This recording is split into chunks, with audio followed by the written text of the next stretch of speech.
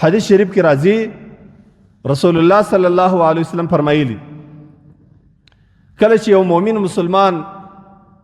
ته الله جل جلاله دین ورکی دا د دین پوهه ورنصیب دا سړی دی په دې پوه سي چې دی د دین پوهه الله د تور نصیب کړي د الله د زړه څخه د منافقت اثر ختم کړي. حدیث شریف کې دا رقم توري راځي د حدیث راوی حضرت ابو هريره دی خصلتان لا یجتمعان فی منافق دو شان په منافق کې الله نه جمع کوي حسن سمت بهترین اخلاق د شو اخلاق چې سړی خاوند په خپل کور کې د خپل انډیوالانو سره په خپل کلی او په معاشره کې سړی د شو اخلاقو خاوند یو دا ولا فقه فی الدین یو د الله په دین کې پوهه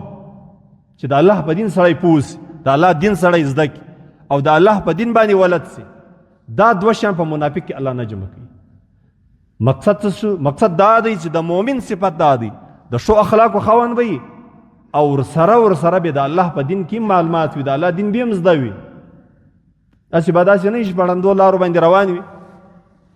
بعضې کارونه د عبادت په نیت باندې کوي هغه الله جل جلاله هغه ګمراهي وي. او بل زما ورونو دا چې سړی د الله دین زده کوي که بالکل دی په 24 غنټې کې یوه کلمه د الله زده کوي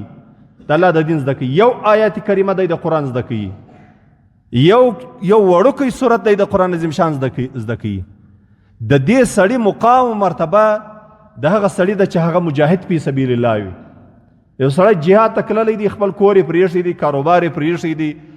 لین و دین یې پرېښی دی ټوله شیان یې پرېښی دی د الله په دین کې روان د کم انسان چې د الله دین زده کوي رسول الله صلی الله علیه وسلم وایي د دې انسان هم هغه اجر او هغه ثواب. حدیث شریف کې راځي د انس رضی الله عنه سره روایت من خرج فی طلب العلم فهو فی سبیل الله حتی یرجع یو سړی چې د الله د دین د زده کړې دپاره له خپله کوره ووځي په تبلیغ کې ولاړې مدرسې ته ولاړې علماو ته ورلې یو منټ تیر کړي یو پاو دې تیر کړي یوه ګنټه دې تیر کړه 20 ګنټې دې تیر کړې در څو پورې چې ته خپل کاروبار یا خپل کور ته راګرځې در هغو پورې الله جل جلاله ستا کاته د فی سبیل الله د لیکي چې دا زما د لارې سړی دی. او په دې کې ګوره په دې کې دوې خبرې مهمې دي د فی سبیل الله خلک وایي بس فی سبیل الله دی خبره خلاص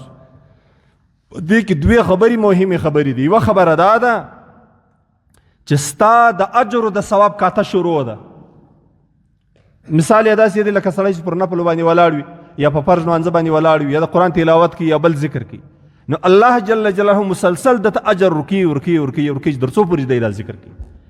دا کم کس چې د الله د دین د زده کړې دپاره ولاړی یو قاري صاحب ته ورلی مفتی صاحب ته ورلی عالم ته ورلی مدرسې ته ورلی او یا زموږ د تبلیغي حضرات سره ملګری سو نو الله جل جلاله دته اجر ثواب کاته الله روانه کی د ثوابونه زیاتیږي در څو پورې چې دی له دې خوا بیرته راګرځي. او دویمه خبره دا ده په دې کې مهمه که په دې وخت باندې الله و تا ته مرګ راوستی او ته وفات سوې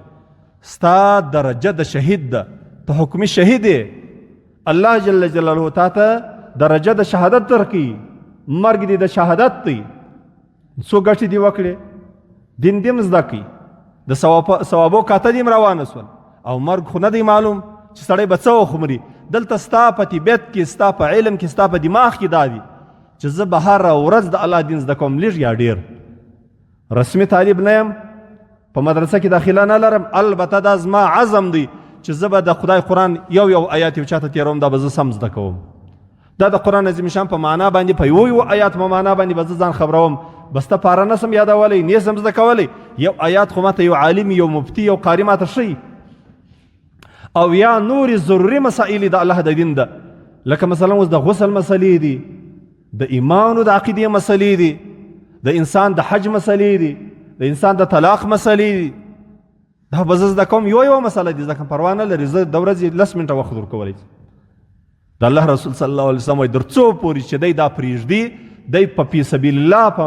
مقام الله د ته ورکوي هغه اجر او ثواب ورکوي. د حدیث شریف روایت ترمذي کړی. بیا په حدیث شریف کې راځي د سیدنا صخبرة الازدی رضی الله عنه سره روایت و رسول الله صلی الله علیه وسلم فرمایل من طلب العلم کان کفاره لما مضى هغه سړی چې د الله د دین د زده کړې دپاره وخت وباسي د الله د دین د زده کړې دپاره ووت نو د ده له مخني ګناهو دپاره دا کفاره ده. د ده چې کوم ګناوې کړي دي